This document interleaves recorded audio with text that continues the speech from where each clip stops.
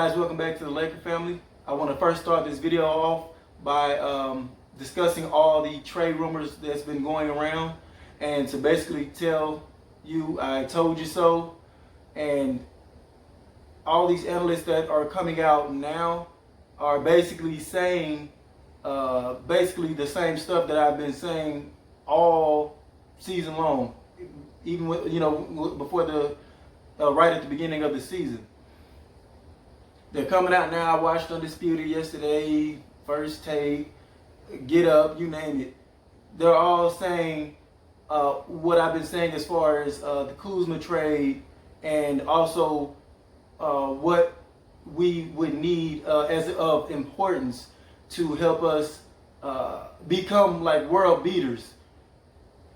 They've said that the highest importance is a 3-and-D player such as Iguodala.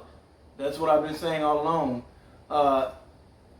There's a Darren Collison out there, and there's Iguodala to be had out there for us. And all I had been saying was I wouldn't mind either one. But if you had to choose and make room for one spot on this team, it would be Iguodala, because that brings more importance to us, especially in the playoffs. I know that we can generate enough scoring with what we have. It might not be as pretty at times without a dominant second playmaker. Rondo has been up and down, but he hasn't been consistent. But he's played okay, not terrible. Just we're looking for somebody that's completely consistent. I heard Dennis Schroeder name thrown out there, but again, you would have to trade something of value to get a Dennis Schroeder. So the point is, on that subject, was I have been saying I would choose an Iguodala over a playmaker, because what could you live without? You could live without maybe 6 to 7, 8 more points a game from another playmaker. But can you live without a 6'7", 6'8" great defensive wing that can score in spots and can take away or contain the other team's best player? Keep that player from having a 35, 40-point game and keep them to having a struggling, 22-point game, 24-point game in the playoffs. Which one is more important?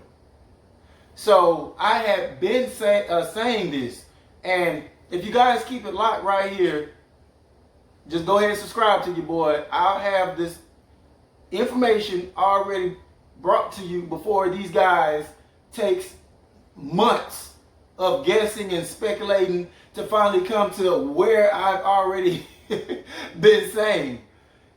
And then they brought up the Kyle Kuzma thing. Chris Bashar was on Undisputed yesterday, and he basically was saying what I was saying about that trade situation. First of all, he's on a cheap contract, a bargain deal. Why would you want to give that up? Secondly, it would be hard to trade that anyway, to find somewhere to make the salaries match.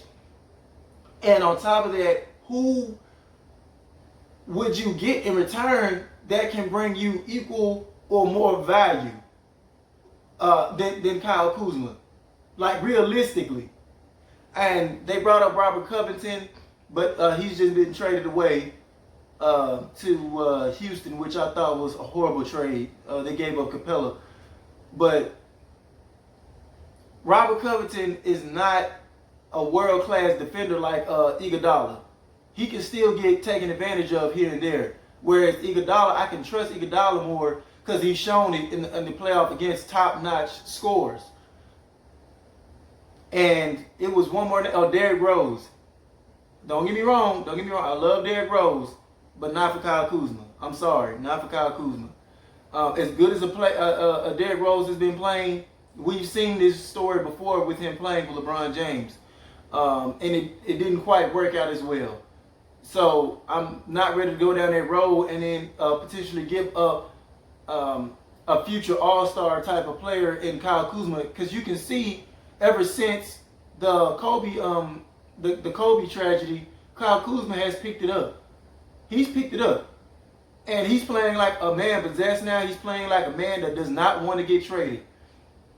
And I've always told y'all that as much as he pains us sometimes, as much as inconsistent as he is, as much as he frustrates us at times, it's not worth the trade. It's not worth giving him up right now. And as you can see, his value is starting to show itself. If Kyle Kuzma gives you this type of production going forward, we won without even trading anybody. All we would need, basically hope for is that we can buy out Iguodala. That's about it. I mean, that the Grizzlies buy out Iguodala and we can add that. So these guys are basically coming to conclusions that I've already been telling you guys. So I'm telling y'all, subscribe, keep it like here. I won't let y'all down. As far as the game, great game. It was similar. It had a similar feel to the Sacramento King game, and we just came out very dominant, man. Very dominant, very phenomenal type of play from us. And I said, I think 2 videos ago, I felt like Anthony Davis had became our most important player only because he's more consistent defensively, and he can also score as well. And his 3-point shot had been coming along.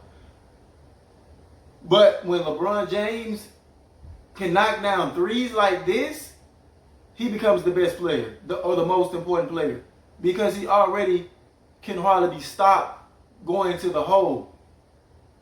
But teams were able to negate that to a degree because they could kind of relax off his shot a little bit, because he's not, he's not a James Harden type of 3-point shooter. A player like that, that's not his forte. LeBron James' forte is playmaking, downhill, bully ball, and occasional mid-range, occasional 3-point shot. But when that 3 falls like that, oh no, he's completely unguardable. He's completely unguardable, and that is what separates him from players like Giannis and Simmons when the playoffs arrive.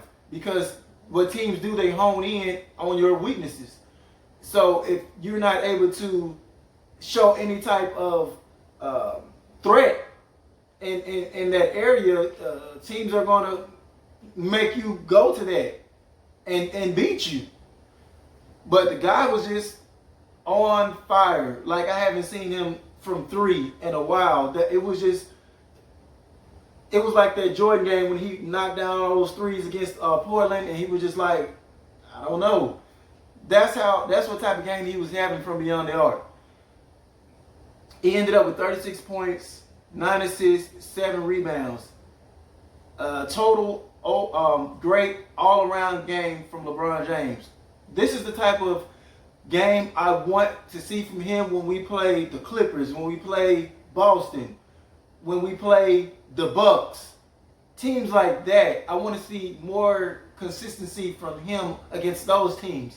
I don't mind him low managing or taking a backseat to Anthony Davis in games versus teams like this, because I understand it's a marathon. It's and the playoffs is more important. So please, LeBron, let's see this versus top-notch teams. JaVale McGee, great game, 14 points, 5 of 7 from the field, 5 rebounds, and JaVale McGee has been having some athletic dunks lately, just nasty, make you just sit back and go, you know what I'm saying? Like, he went baseline like he was trying to fake, and then he just went around and reversed it. I'm like, okay, I didn't know you had that in your bag, JaVale. So very, very entertaining exciting performance from JaVale McGee. Keep that up. Avery Bradley, 8 points, 5 rebounds, solid game defensively. Danny Green, only 5 points, but solid game defensively. Anthony Davis, 18 points, 5 boards. Great game defensively. Completely wiped out LaMarcus Aldridge. He was a non-factor. The guy only had 7 points, 3 of 10 from the field. Anthony Davis had that guy looking like he was just scared to even shoot. Anytime they threw the ball down to LaMarcus Aldridge, I was one play, they threw it to him twice, and he was like, take it back. He didn't even want no parts of AD. No parts of AD. So that shows you the level of fear Anthony Davis is putting into these opposing players. And that speaks for itself. He's a great two-way player. And that sometimes seems to be an afterthought when people just tend to look at who's scoring the most. So, great game by Anthony Davis. Kyle Kuzma, as I just got done talking about earlier, 18 points, 12 rebounds, 4 offensive rebounds. The guy was just in Mamba mode. He was hitting some Kobe-esque fadeaways. Like, he was pulling some stuff out the bag that I was looking to see from him earlier in the season. I thought he had worked on a lot of his game in the offseason, and I hadn't seen any of that, up until this point, in those couple of games when he was starting, he looked good. But as far as being with LeBron and Anthony Davis, I hadn't seen this from him. And he was looking like a man possessed, like, y'all not going to trade me. I'm not going nowhere. That's the type of attitude Kyle Kuzma had. And I hope he keeps this up. And, it pays off for us. So, Dudley, only 4 minutes. Dwight Howard, 12 points, 11 rebounds. Great game from him. Rondo, 7 points, 9 assists. I felt like he played a good floor game. There was a couple of plays where he was a little hesitant with shooting when he was wide open, and it got us into a little trouble. Shot clock violations, stuff like that. So when you are in those situations, Rondo, let it fly. Let it fly. That's the only way teams are going to honor that jumper, and it's going to open up other things for you. But he looked quick out there. He was getting to the rim with ease. Troy Davis came in, garbage time, 3-pointer. Caldwell Pope, 6 points.